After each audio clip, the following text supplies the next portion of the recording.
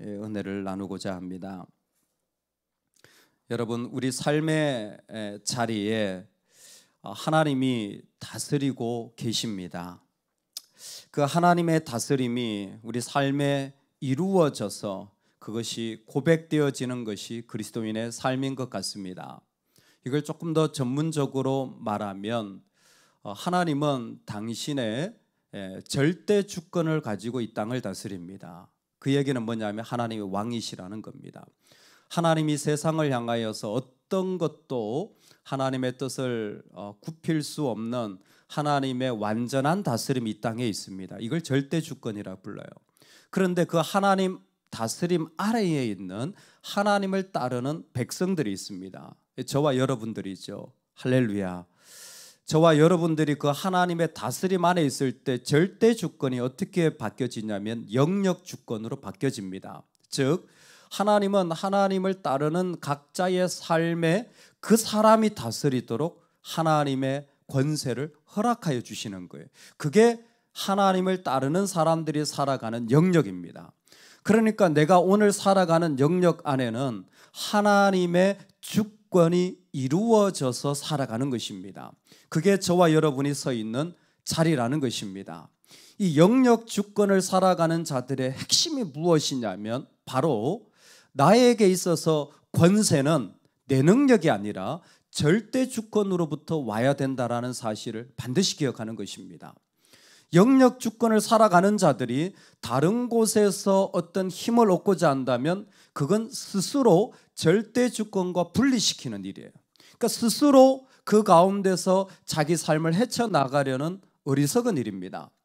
이 영역 주권을 살아가는 자들이 제일 감사하고도 능력의 자리가 어디냐면 바로 그 자리에서 자신이 살아가는 그곳에 나의 주님을 고백하고 그 주님을 만나며 살아가는 것이 그 사람이 가장 능력 있고 권세 있게 살아가는 삶의 방법이라는 것입니다.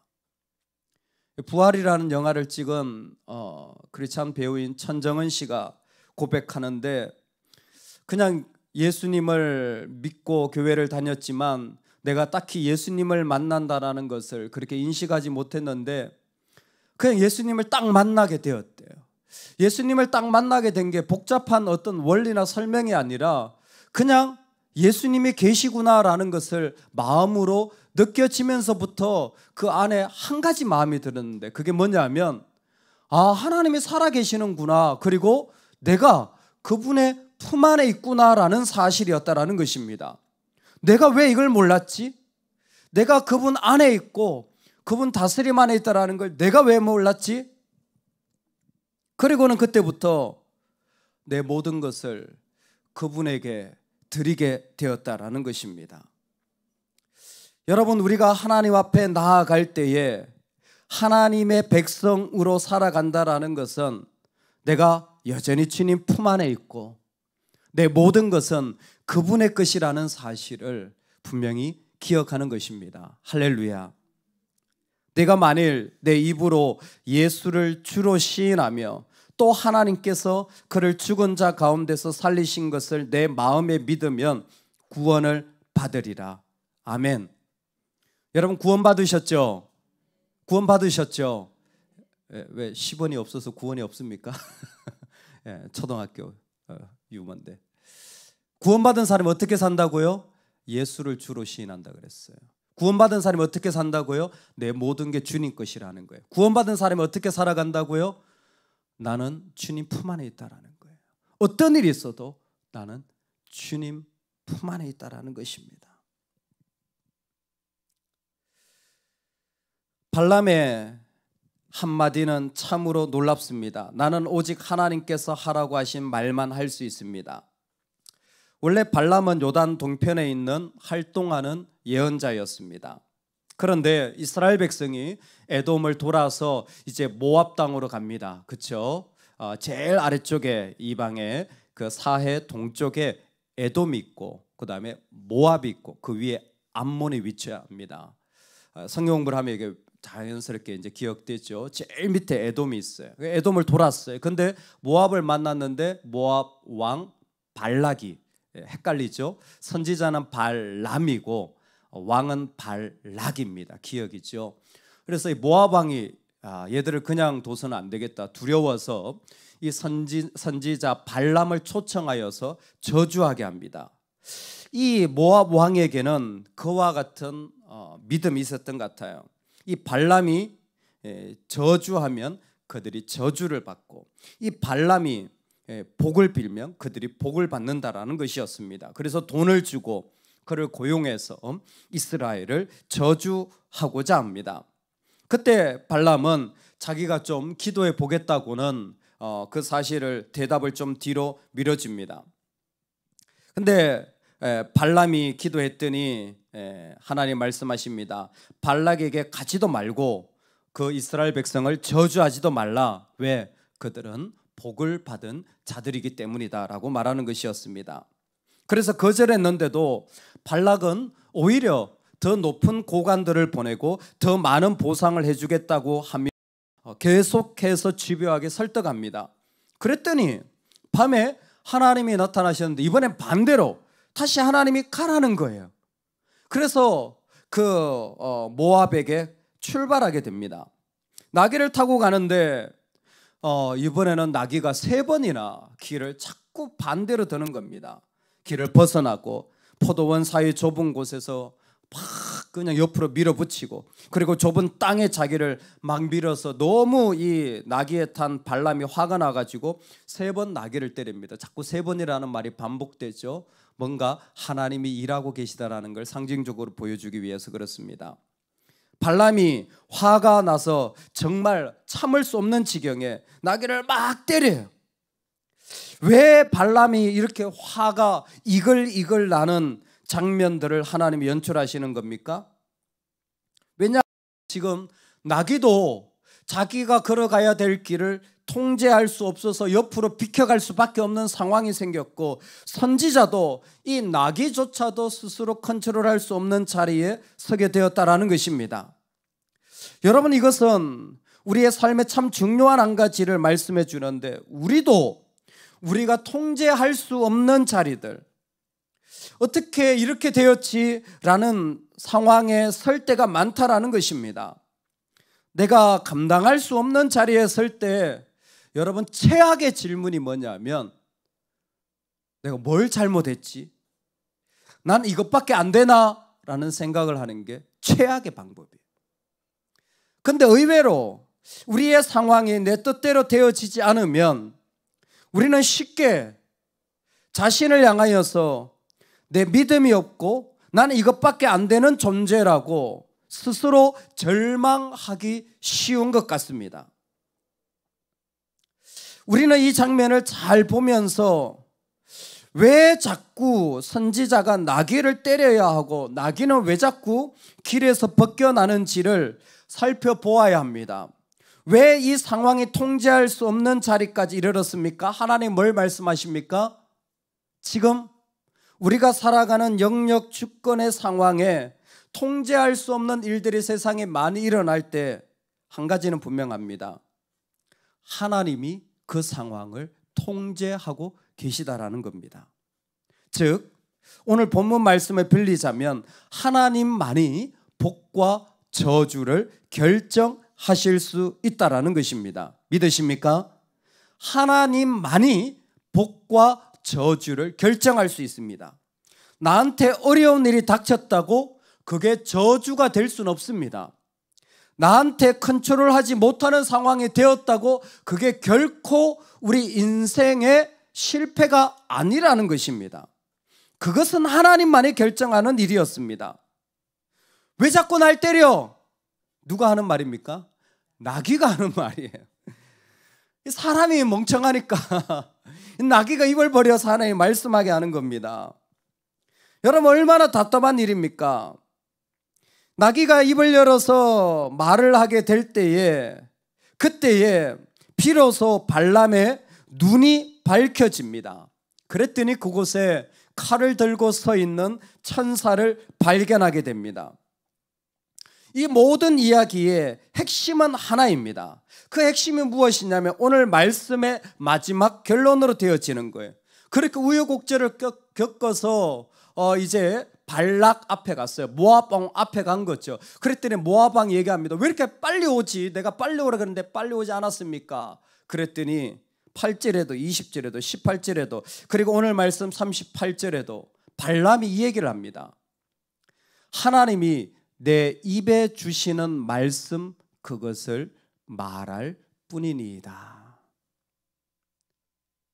여러분, 왜 하나님이 나귀가 입을 열게 하고, 왜 하나님이 어떨 때는 가라 그랬다가 어떨 때는 가지 말라 그랬다가, 왜 하나님이 내 상황에 통제하지 못할 상황들을 허락하여 주십니까? 하나님이 내 입에 주시는 말씀만 가지고 살아가라고 우리를 부르시는 겁니다. 모압에 이익이 되든 이익이 되지 않든 발람에게 그건 중요치 않습니다. 지금 내 마음에 화가 났든 화가 나지 않았든 그것은 중요하지 않습니다. 하나님이 지금 이 선지자를 통하여서 이 상황 가운데 말씀하고 싶은 것은 하나입니다. 나의 자녀들아, 너희들은 내가 너로 말하게 하고 내가 너로 고백하게 하는 것만 품고 살아라. 할렐루야. 우리 안에 다른 것이 아닙니다. 하나님만이 주시는 것을 그 마음에 품고 사는 이김을 진정으로 우리에게 주시길 원하셨기 때문입니다. 그래서 하나님의 그 약속한 땅에 들어가기 전에 이스라엘 백성이 그 마음에 준비되어야 될 것이 진정으로 무엇이냐면, 내가 통제하지 못하는 상황 가운데서도 내 마음은 오직 하나여야 된다는 거예요. 오직 하나여야 합니다. 어떤 하나? 하나님이 나에게 말씀하신 것, 하나님이 나에게 주신 것만으로 나는 살아가는 존재라는 것입니다. 할렐루야. 오늘 이 말씀 가운데 같이 이어지지만 사실 특별한 말씀이 있어요. 23장 1절인데 이 말씀에 같이 이어집니다. 제가 읽어드리겠습니다. 발람이 발락에게 이르되 나를 위하여 여기 제단 7을 쌓고 거기 수송아지 7마리와 순양 7마리를 준비하소서 하매. 아멘. 재밌는 사실은 제단을 7개를 쌓는다는 사실입니다. 이 말씀이 같이 연결되어져야 될 것 같아요. 성경에서 제단을 7개를 쌓는 것은 이 본문밖에 없습니다. 보통 제단을 하나 쌓아요. 왜? 하나님께 드리기 때문에. 근데 제단을 7개 쌓았다라는 건 뭐냐면 발람이 다신주의자라는 거예요. 즉 여러 개의 신을 섬기는 문화권, 모압 문화 가운데 있었다라는 거죠. 대표적인 게 아마 모압에 자기 자식을 드리는 몰렉 같은 것을 아마 섬겼을 것입니다. 발람은 다신주의적 문화 속에 있었던 것 같아요. 그가 살았던 삶의 상황입니다.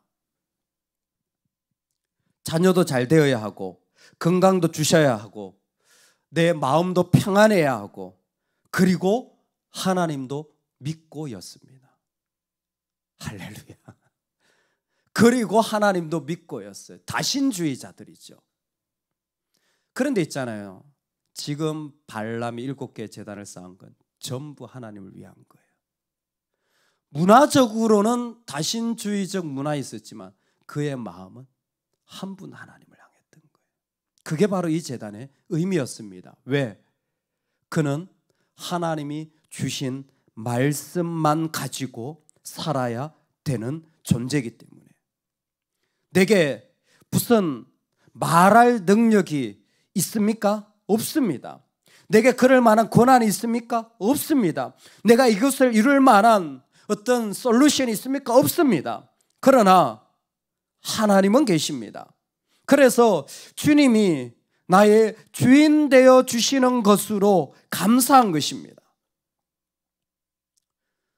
천정은 자매가 하나님 앞에 하나님 품에 있다라는 고백을 하는 것은 그냥 하는 말이 아니었던 것 같습니다. 왜냐하면 이 자매는 85번째 항암 주사를 맞고 있는 자매이기 때문에 그렇습니다. 정말 지난 5년 동안 항암 주사를 계속 맞았는데 85번까지 왔으니 삶이 정말 쉽지 않았을 것입니다. 그런데도 불구하고 그냥 하는 말이 아니라 이 자매는 항암을 하면서 또렷이 더 보이는 것이 무엇이냐면 사람은 한 번 죽는다라는 사실을 분명하게 보게 돼요. 알고 있었지만 사람은 한 번 죽는다는 사실을 알게 되고 그게 나를 두렵게 하는 것이 아니라 그러기 때문에 더욱 나의 주인이 누구인지를 고백하지 않을 수가 없다라는 거예요. 암이냐? 예, 힘들게는 합니다. 치료냐? 쉽지 않답니다. 그런데 그 자신은 내 주인이 하나님이라는 것을 안 이후로 너무 삶의 자유함이 있더라는 거예요. 말 그대로 자유함이라는 거예요. 왜? 주님 것이니까. 주님이 해결해 주실 거라는 거예요. 치료도 주님이 해 주실 것이고 데려가셔도 주님이 하실 것이고 주님 것이라면 주님이 알아서 해 주실 거라는 거예요. 그때부터는 오히려 자신은 전도하게 되었대요. 이 주님을 전하지 않을 수가 없다라는 거예요. 병원에 입원할 때마다 이 병실을 돌아다니면서 복잡하게 전도 안 한대요. 예수님을 믿으면 구원받습니다. 당신에게 주인이 계시면 자유합니다. 이 두 마디만 안다는 거예요. 이 사실을 받아들이시면 당신도 자유할 수 있습니다. 네가 만일 내 입으로 예수를 주로 시인하며 또 하나님께서 그를 죽은 자 가운데서 살리신 것을 내 마음에 믿으면 구원을 받으리라. 그 구원은 지금도 우리 가운데 이루어지고 있습니다. 언제요? 예수님이 나의 주인 되어 주실 때. 세상 어떤 7개의 신이 아니라 그분 한 분만이 나를 소유할 때 나는 자유하는 것입니다. 그 구원의 기쁨을 나는 오늘도 누릴 수 있는 것입니다. 할렐루야. 저와 여러분의 통제할 수 없는 상황 속에서도 우리는 여전히 구원받는 존재입니다. 구원받을 수 있는 존재입니다. 아니, 구원을 누릴 수 있는 존재입니다. 이 은혜가 저와 여러분에게 충만하기를 간절히 축원합니다. 아멘, 아멘. 우리 같이 한번 기도합시다.